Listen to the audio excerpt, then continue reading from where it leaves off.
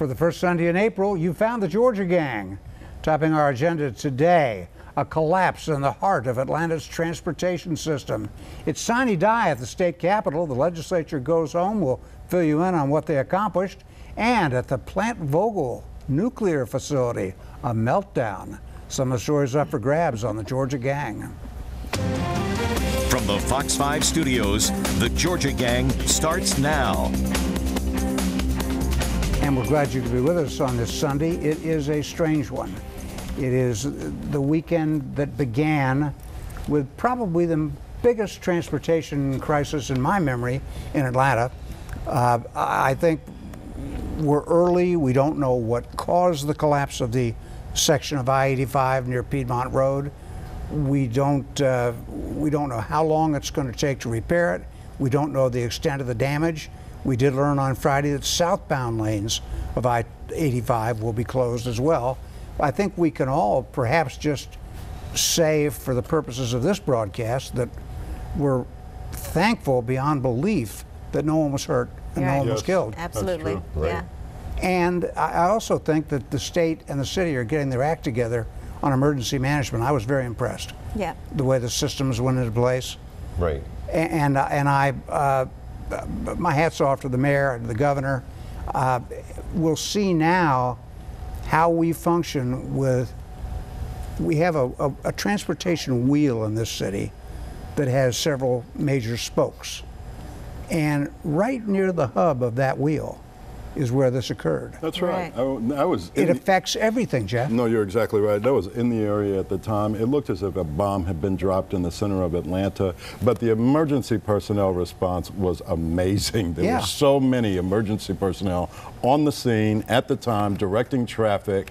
But it really looked like a state of emergency situation right in the middle of our city in an ordinary Thursday evening. Right, Well, and the wonderful miracle almost was that none of the cars were in that section that collapsed. They That's right. They had already gotten everybody off and out of the way. And Well, that's right. I have to echo my colleagues, and I'll just throw this out too for future discussion. Our transportation planners probably wished we had had a northern arc, like has been debated way back in the Roy Barnes administration, gubernatorial administration. I think you're going to see, obviously, more debate about that now. Well, and a last thought, watching Fox 5's excellent coverage, there was a moment when there were about a dozen Atlanta firefighters under the expressway trying to extinguish the fire. And it was shortly thereafter that the section of the expressway collapsed, the bridge collapsed. And viewing it, I thought, oh my Lord, I hope there are no firefighters That was a under there. miracle that they got And they out. pulled them out. I saw a fire department spokesman say they pulled them out just minutes Before. They decided to retreat just minutes before. Well, while all this was going on, we make our living covering public policy and politics. And while all this was going on, the General Assembly was almost in lockdown at the state capitol. They were in their last day, that 40th day on Thursday night, and they were stuck. They weren't going anywhere because of the traffic situation and the emergency. And so, Phil, we're going to try to do, as we do every year, try to make sense of what was accomplished, because so much of it, as we know, takes place at the 11th hour, literally. And if you look at the big issues, first, a couple of things that passed. Campus carry. Right? That's right. Amended. That's And right. we'll And see. I think Will the governor sign it? That's the big question. I am going to speculate and say yes, because he got some of the things that he wanted. We've discussed this on the broadcast before. No firearms in the dorms and in child care centers. So And in I the think he could reverse faculty himself. offices. I think he could reverse himself. No, I agree with that. I think that they worked hard to meet the governor's objections. And probably in those final hours did so. No guns in faculty, as you mentioned, in faculty offices and things like that at the very last minute. Question though is, if you've got a firearms What you gonna permit do on with it? campus, where do you put it? You can't take it to your dorm. You can't take it to an athletic center. You can't take it to a meeting with a professor.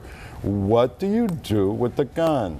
I think throw it in the bushes. Well, I think you could lock Your it car. up. Keep it in your car. Well, I think If you you could have a lock. gun, you have a car. Well, I think you could lock it up somewhere where it is permitted on campus. There was discussion about that, and it helps at these urban campuses because Perhaps they could you're have a going gun through. check room. Well, you know. Okay. You could. I mean, if you think that's funny, but you could do that. I think it's ridiculous. Well, I don't think you're they should opposed have to the these. you're opposed to the Exactly. Second The other- Amendment, some and you're other opposed things to the that- Second Amendment anyway. so- Exactly. Some other things that passed were medical marijuana. Yes. Expanded the number of diseases that can be treated with that. Not much controversy there. The sanctuary campus bill, did that pass? That passed. That passed. was Earl Earhart's bill. That's right. And the school turnaround measure for failing schools. We don't say failing schools anymore. Well, I We say still school do, turnaround. and it did pass with the chief turnaround officer, which would require coaches in these failing schools. Phil, on immigration, what happened there? There were two bills, right? There was one bill, HB 452. There was some anti-enforcement, what I call senators like Senator Harper. He tried to gut the bill, but Jesse Petrie was the man of the hour. He was the original House sponsor. That survived. What that is the GBI is now required to share information with the feds to sheriffs on violent illegal immigrants, and I don't know why anyone would be against that. Things that didn't pass, the tax reform, the idea of lowering the state income tax rate and achieving a more flat tax, that failed, but differences between the House and the Senate. The internet sales tax failed. Interesting. The campus rape bill Well, the passed, state could have failed. used that. Campus rape bill failed, That's Right. right. and the adoption bill failed. Now we'll get into all That's these. all And good. that took hours, late Thursday evening, to try to hash that out, but it didn't work. Well, I think, as we know, in the weeks ahead, we'll see what more of what they did and didn't do. And we'll, of course, be awaiting the governor's signature or veto on some of these. Let me mention just a final footnote, and we alluded to this last week. There was a lot of tension between the Speaker of the House and the Lieutenant Governor, the presiding officer over the Senate. And that'll be interesting to see the political dynamic of that, because as we know, Casey Cagle wants to run for governor, and that's why they were promoting some of their agenda And for, quite possibly for the Speaker. politics. And quite possibly the Speaker. So there was a lot of tension there. We've got to get out, but I thought to summarize that tension, Senator Bill Cowsert took to the well and said that the House was guilty of chicanery. Chicanery. Could we really be having chicanery? Wow. All right, when we come back, we're out of that. When we come back, there is a serious problem at Plant Vogtle for those of you who like nuclear power. Stay with us. Have a question or comment for the Georgia Gang? Visit their website at fox5atlanta.com. And don't forget us on YouTube and Facebook. Should be a pretty lively Facebook discussion this weekend. A postscript to the legislative coverage, lest you think we gave it short shrift, it happened too fast and too late. And we'll be the next couple of weeks analyzing some of the whys and wherefores of how the legislature ended up. But now let's turn our attention far to the east of the state, to Augusta, where Westinghouse, it's sort of hard to believe a company with the history of Westinghouse in the United States, declared bankruptcy. And Westinghouse is manufacturing, I guess, the turbines and the engines of the nuclear plant at Plant Vogtle. They are the main contractor over at Plant Vogtle, where we're in the process. It's the biggest construction project in the state of Georgia. You're in the process of doing 2 nuclear units to add to the present 2. And that was the bombshell this past week. And basically, Georgia Power is saying we are going ahead with the project. And they are working with Westinghouse right now. Construction is continuing on a 30-day basis. And then the big question, of course, is how is this going to be paid for? Well, how is it going to be paid for, and how long is it going to take? There could be huge delays. It's been pushed back already. Jeffrey, who does pay? You and I have looked at the PSC. We know before. who we know Right, who's who's going to been pay paying. ultimately. The folks have been paying, right? I mean, we all, well, Georgia Power users pay.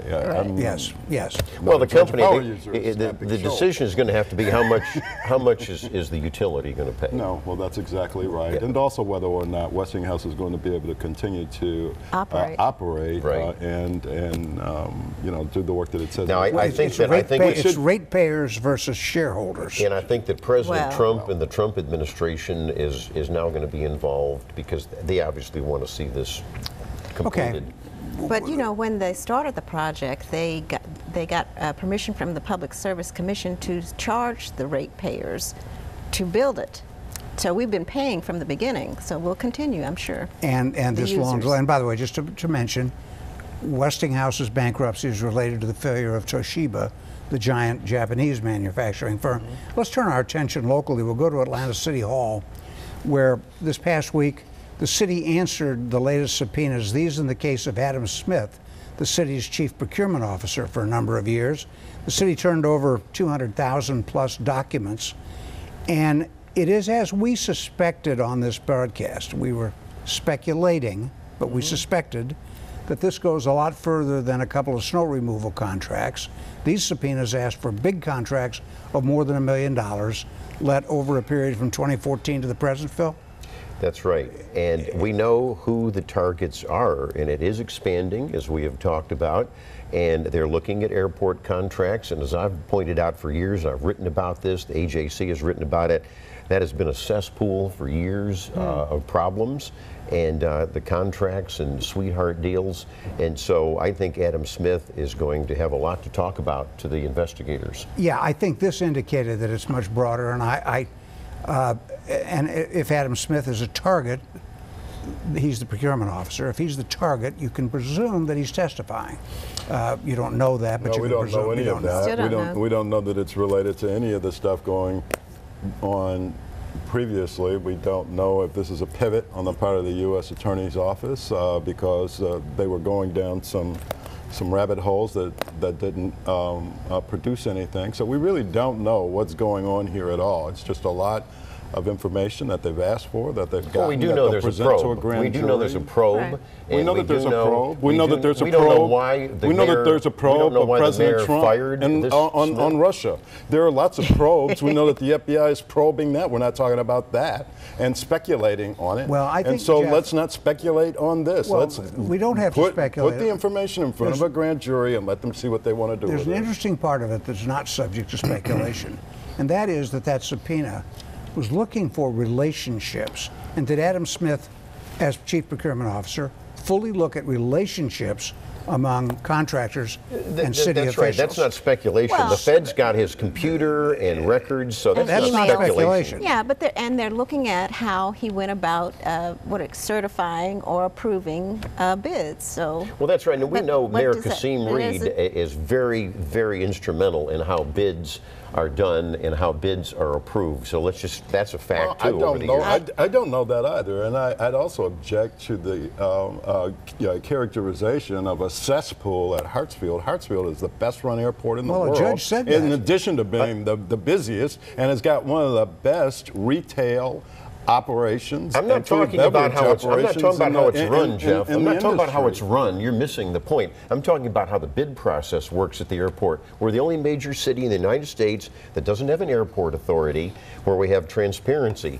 This is controlled by the mayor's office. All right, and now you let's- know that. It's turn- also controlled by a very objective bid process. No, let's- Paul, please. Well, that's a joke. Let's turn our attention to DeKalb County. One thing that did pass out of the General Assembly was a new sales tax proposal for DeKalb. Voters will go to the polls in November, Jeff, you and I, to decide if we want to tax ourselves another penny, this time to pay for roads and stuff that the county should have been maintaining for the last 20 years, but has not. So we're going Wow. to pay another sales tax to fix that mess left by politicians. Then the beauty of the thing, Vernon Jones, our old friend, makes a comeback. He's in the State House and he decides, you know what, I think I'll gut the DeKalb Ethics Commission. I don't. Even saying the name Vernon Jones in the same sentence with Ethics Commission is a major problem. Why? He served for 2 terms as CEO and was never implicated in any of the things that we seem to like to implicate politicians like Vernon Jones in, and survived countless investigations by local and federal authorities, why would we not mention ethics and Vernon Jones in the same sentence? So, furthermore, well, we have I don't think that he was trying to gut it. He was trying to add some protections so that we didn't have ethics folks down at the Capitol lobbying like they weren't supposed to do. Anyway, the General Assembly did not pass that. So that Ethics Commission thing in DeKalb will now rest with the courts. Quickly, we're running out of time in this segment. Cobb County was in the eye of the storm all week, but for good things. The Brave Stadium opened Friday night. Season ticket holders only. I assume the traffic went well because it wasn't a full house. And I tell you, it's that whole battery, they call it. It's beautiful. It's a beautiful thing, the battery area. And so it's a real gem, and it's a real Kickstarter for economic growth in that Cumberland area. Let's hope it goes well and not negatively impacted by the collapse of 85. So they're going to have to reroute some things. All right, if you build it, they will come. Oh, and one last note locally, the Falcons' roof might not work. We don't have time to get into that now, but that could delay the Falcons' debut in the Dome. When we come back now, let's talk about pure politics. We've got a real congressional race there that's drawing worldwide attention. Stay with us. Have a question or comment for the Georgia Gang? Visit their website at fox5atlanta.com. You know, we talked earlier about the possibility of Lieutenant Governor Casey Cagle running for governor and the floating of the name of David Ralston, the House Speaker. I don't think we had time last week to talk about the Democratic side of the race for governor, which could pit Stacey Evans, a state rep from Cobb County. Well, you did mention that last week. Against Stacey Stacey Davis. Abrams. You see, I couldn't even get that out right. Stacey. So we don't really want Stacey versus Stacey because that's all we'll say is Stacey versus Stacey. Well, you may have it. And, so we'll see. All right, now let me float another name in all this. Hunter Hill, state senator from Cobb and Buckhead, is looking seriously at seeking the Republican nomination. That would be kind of a in-your-face challenge to Casey Cagle, wouldn't it, Phil? Well, it would be. He happens to be my state senator in my section of Sandy Springs. And Joe McCutcheon, he's related to Joe up in LJ, who always calls, the talk radio host. We love Joe. And he was calling folks, he even called my house. He called the houses of the AJC reporters to say he's all for Hunter Hill. Now, let's just say Hunter Hill has not made any decision. I don't know if he's going to run or not. Yeah. But, Joe didn't float that without Hunter's approval. I don't know. But Hunter Hill's an intriguing candidate. He's a West Point graduate, an athlete, a good state senator. Be interesting. We'll see. But look out for the name of Senator Burt Jones. That's also being floated around the Capitol this week. I think you could have a big primary on both parties. It'll be interesting to see what happens. But the real race, the one that's, again, the mayor's race is out till November, but we've got an election in less than 4 weeks in the 6th Congressional District in the heart of metropolitan Atlanta. And it is a humdinger. I mean, the Guardian of London will be joining us next week to talk to us about that race. And it's, in the eyes of the world, it is a challenge to Donald Trump. I don't think we look at it that way here. We look at it as all politics are local and so forth. Well, we should. My goodness. But John Ossoff has become, You're right. John Ossoff has become the darling of the left. Yes. I was pleased to see an anti-Ossoff commercial show him paired with Michael Moore. That's perfect, right? You know, John Ossoff is at 40% in that district. And it's not surprising. I think that that's more than just the darling of the left. I think that those are some folks out there who are displeased. The Democratic baseline. Who are displeased with these first couple of months of the Trump administration, and you know how Did you hear what he just said? How they seem to be flailing in Washington and unable to get anything done. We had Speaker Ryan announce just a few days ago that Obamacare is the law of the land, and I think that there are a lot of people out there who are seeing an incompetent administration and want to change. A donkey named D on the ballot would get 40% of the vote in that district. Because that's just, the baseline. just to remind viewers, Tom Price last November 8th got 61%. That is your Republican vote. Before, so before 40% he came up with was a a Democrat bill that base. But has let's also remind voters 17% that favor. Trump won that district by a single point. That doesn't really make any difference. Which is why the now. Democrats. It's going to make a huge difference But in this race. let's break out who's left. Let's assume that Ossoff is in the runoff. He is at 40%. Fox 5 poll. That's right. Pundit savvy, you know. That's right. And we had Karen Handel, just to review for the viewers, at 20%, and you had Bob Gray, another Republican candidate, coming up. But Jeff, in that district, a lot of Republicans, whatever they think of Trump or not, they're united about keeping a Republican, whatever stripe, We'll in that probably see district. that in the All right, runoff, so let's but in the look. primary, we know who's going to be in that runoff. Yeah, 40%. So let's try and sort it out for the viewers. There are Okay. 4 leading Republicans. Okay, there's Karen Handel, familiar to voters in Georgia. Former Secretary of State. There's Dan Moody, not so well known, but a very effective state senator. And supported there's by Judson David Hill, another Perdue. state senator who has the backing of Cobb County. And then you've got Bob Gray, who's sort of running as a Trump person. Bruce Lavelle, another Trump person. But it's interesting. This week, it began to shake out a little bit. Saxby Chambliss endorsed Karen Handel. David Perdue running TV commercials for Dan Moody, and I think they're effective. What do you think, Phil? I think they're effective, but I tell you what, I think that these people, going back to, I think all 4 of us agree, all politics is basically local, and so I think you're going to have decisions. Dan Moody is not well known in the Cobb and in the North Fulton portions. Maybe that will help a little bit. But I think North mine's Fulton, not Cobb. yes. Yeah.